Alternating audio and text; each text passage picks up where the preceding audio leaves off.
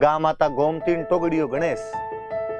टोगड़िया वो जो बछड़ा है, वो जो काफ है, वो गणेश है। तो बछड़े को हमेशा यूं अच्छा माना जाता है कि यार बैल बनेगा ये बड़ा होगा।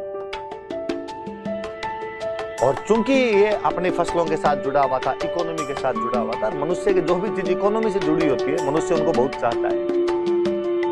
इसीलिए धीरे धीरे गाय जो है वो महत्वपूर्ण पशु के रूप में सामने आया, हमने उसको माता ही मानना शुरू। और गांव में कहा जाने लगा भाई गाय छोड़ो, बछड़े के भी हाथ नहीं लगाया जाना चाहिए। आज भी मैं अक्सर कई गाँव में देखता हूँ बैल मर जाता है तो बाकायदा मूर्तियां लगाते हैं।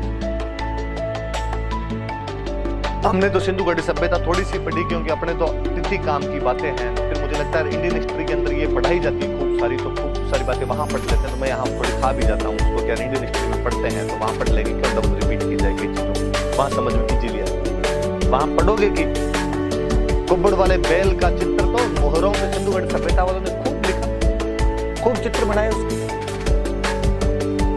तो मतलब बछड़ा बैल हमारा मतलब तो एक राजा, उसके दो रानियां सीता और गीता, एक के पास गाय एक के पास भैंस। भैंस की जो मालकिन थी उसको एक दिन भैंस ने कहा कि देखो तुम मेरी मालकिन हो, तुम तो मेरे से लाड रखती हो, पर बाकी सारे लोग लाड गाय का रखते हैं, सारे लोग गाय को चाहते हैं। और इस गाय के बछड़ा होने वाला है, बच्चा होने वाला है, और यदि इसके बछड़ा हो गया तो गाय का फिर और ज्यादा लाड रखना, मुझे ये पीटेंगे। तुम मेरी मालकिन हो, तुम्हारा थोड़ा कर्तव्य बनता है कि नहीं बनता है? उसने कहा मैं क्या करूं, आप देख ले इसके बछड़ा हो तो ये मुझे पीटेंगे, तो मुझे बचा दो कैसे कैसे करके। और कहते हैं कि उस भैंस की मालकिन ने ध्यान देना शुरू किया, और जैसे ही गाय के एक दिन रात को बछड़ा हुआ, उसने अपने नौकरों का इस बछड़े को पीछे ले जाओ और पीछे ले जाके काट के नौकर गए चाकू से बछड़े को काट करते। कहते अगले दिन जब राजा खाना खाने के लिए बैठा तो आसमान से रक्त की वर्षा होने लगी, हड्डियां गिरने लगी और आकाशवाणी हुई कि राजन, तुम्हारे राज्य में गाय के बच्चे को काट कर फेंक दिया, तो तुम हो जो बैठकर खाना खा ले। राजन, तुम्हारे घर के पिछवाड़े में, तुम्हारे महल के पीछे की साइड में एक बछड़ा कटा हुआ पड़ा है। राजा वहां गया और उसने जाकर देखा कि वाकई वहां पर बछड़ा कटा हुआ। राजा ने घोषणा करवाई, राजा ने मुनादी करवाई, आज के दिन, आज के बाद बछड़ों की पूजा की जाए, ये बछड़ों की बारिश मानी जाए, इसलिए हम उसको बछबारस बोलते हैं। और किसकी पूजा करते हैं? बछड़े।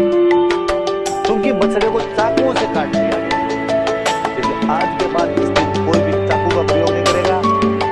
चाकू रसोई में साइड में रखे जाएंगे।